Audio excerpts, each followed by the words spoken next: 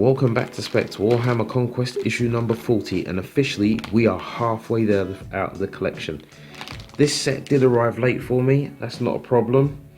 It is what it is. I'm just happy to have it. Price is all $7.99 and it's here. We have 3 paints, and I've already said that those 2 paints I swear by. So this issue is going to be probably a lot of lore based, mainly like a painting manual. Let's crack it open and have a look. So let's have a start by looking at the paints as I throw them over. So I know this issue, or this particular magazine, probably the most complained about because it's only got paints. And to be perfectly honest, I don't care. This is great. I don't know how many times I've been looking for a paint. I might have gone to my local and thought, okay, let's pick up a Stormhost Silver, and it all sold out because the new hotness is that colour for their faction. And I'm left kind of stuck. Then I have to wait maybe 3, 4, 5 days before I go back there again because it's out of my way. So having these all come together is really good because I use a lot of Stormhost Silver on all of my golds just to make the edges pop, which is the models in the background. You can see where I use it. Wild Rider Red is going to be good for your purity seals, which is handy. I don't actually have this, I just use a different red for that, and that's fine. Liberator Gold, I used to use this a lot, but I found out that I wasn't getting the highlights like I really needed when working with gold, and this is what I go for, especially if you want to pop colours, make them look, you can tell the difference from a distance. So let's have a look. This issue we know is going to be a painting guide pretty much, but let's just go through. Okay, so we've got Marnius Calgar, the chapter master of the Space Marines, of the Ultramarines I should say. Demon Princes will get more information, Space Marine highlights, Warlord traits, and that's actually quite handy. And we're getting both for the Death Guard and we're getting for the Ultramarines. Storm the Walls, the final battle. Wow, for that map already, I haven't got there yet, but we're getting there. And place gates, so we've got our area for placing our terrain. So we've got history on Marnius Calgar there. He does look pretty good there. The latest model that's come out, his updated Primaris model, looks good, but the pose is just off. Now I have seen some people like modify the poses, and that's all good. But here's his titles and his war gear. The Gauntlets Ultramar. I think if I remember rightly, did this guy get cut down by a Hive Tyrant? Just saying. If there's anything to get cut down by. Oh, wait a minute. Dante took out the Swarm Lord, is it? Yeah, on his own. Yeah. Anyway.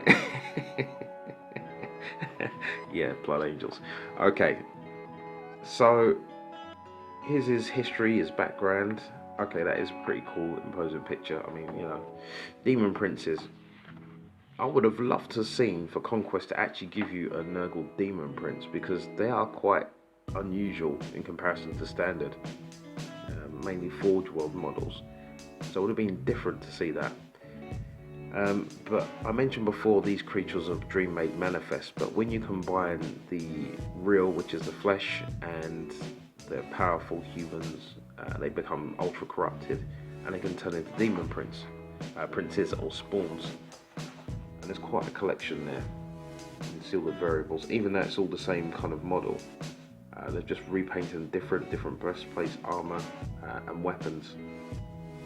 It's actually pretty good to see. But there, the one for Nurgle is very different in comparison to the rest of them. See the box standard. Continuing highlights. Yeah, this is what I was talking about. They're applying gold highlights. I would just go straight to Stormhost Silver here when it comes to painting. Nice finish off trims, and that's back for the latest model. Look, they've got prep space, which is different, which is watering down the brush, watering down the paint, so the tip of the brush is a lot better, which is all going to disappear if you use contrast paints and then come to this. That's not a gripe, it's just a statement observation. So you've got your Liberator Gold there, they're showing you just the corners. Just remember to angle your brush and you should be okay there, just to get the edges.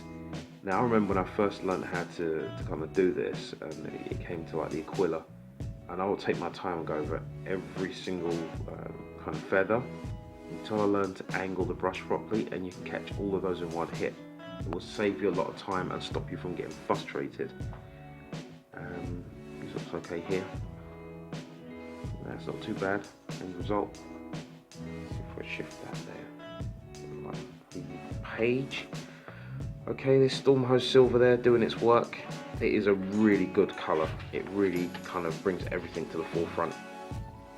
Use it as often as you can. I'm definitely not going to paint my guy after this. I'm going in with Sons of the Phoenix. That's it. That's what I'm going to go for.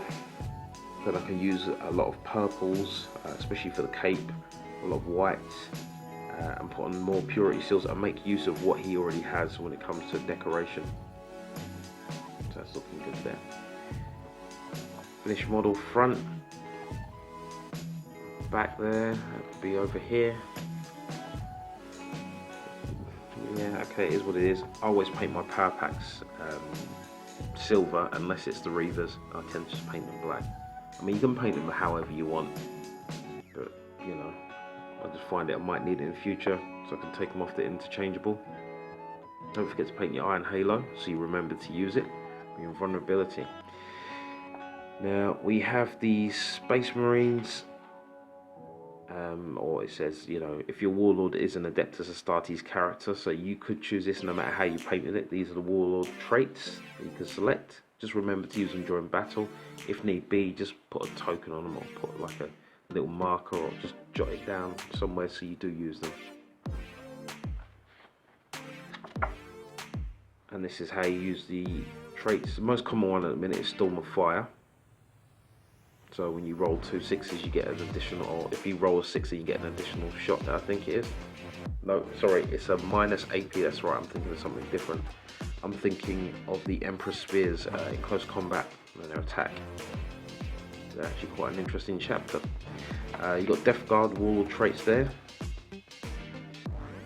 You've got Tainted Regeneration, Revoltingly Resilient is quite common. Arch Contaminator again, you rarely see hulking physique, but choose them, you know, as you want. Just practice. In fact, you could go through the battle and just try, you know, each of the Warlord traits to see what's comfortable and what works best for you. As long as you remember to use your trait, it works out well. So mission briefing, that's from the Warhammer Conquest board game. Not the board game, but the actual set that came out recently, which is City Fighting. So I wonder if they wanted you to kind of move into that. There's a siege of the city, so we're continuing again with multiple battles to see who's going to win. Preparing for war, we will play through this battle. And let's have a look. The armies are getting a lot bigger here. Look, you've even got reinforcements. That's nice to see. That's really good to see. I'm not going to spoil that for you.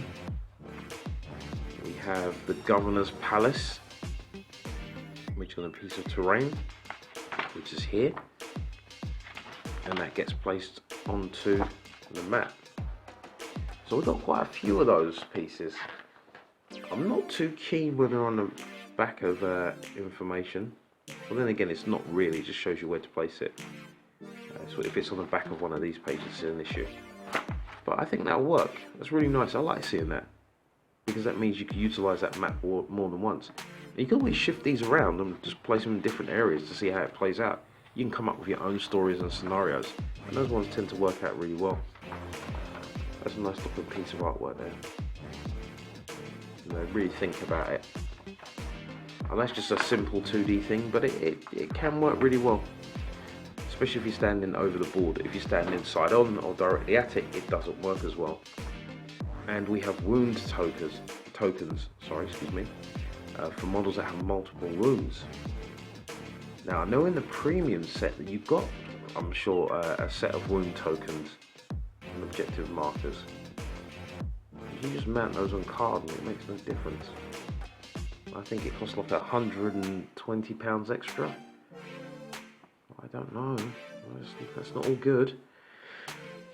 Right, what have we got here? Well, we've seen this already. So it's a Plague Burst Crawler. The issue 41 and 42 to make the tank, and we've already seen this. Okay, in fact, you can check out the video that will be in the end of the description. So, as an issue overall, it has got history, it has got lore. Because I personally am not focused on this chapter, it holds little interest to me, but you're still getting that lore, you're still getting that story. We've got our paints, which is always a win, because you always need paints and need 3, especially if you're playing any Space Marine chapter. So, you know, give yourself a break there. Other than that, I've enjoyed my time. Hopefully you enjoyed your time. And this has been Spekd. And that's playtime. PC out.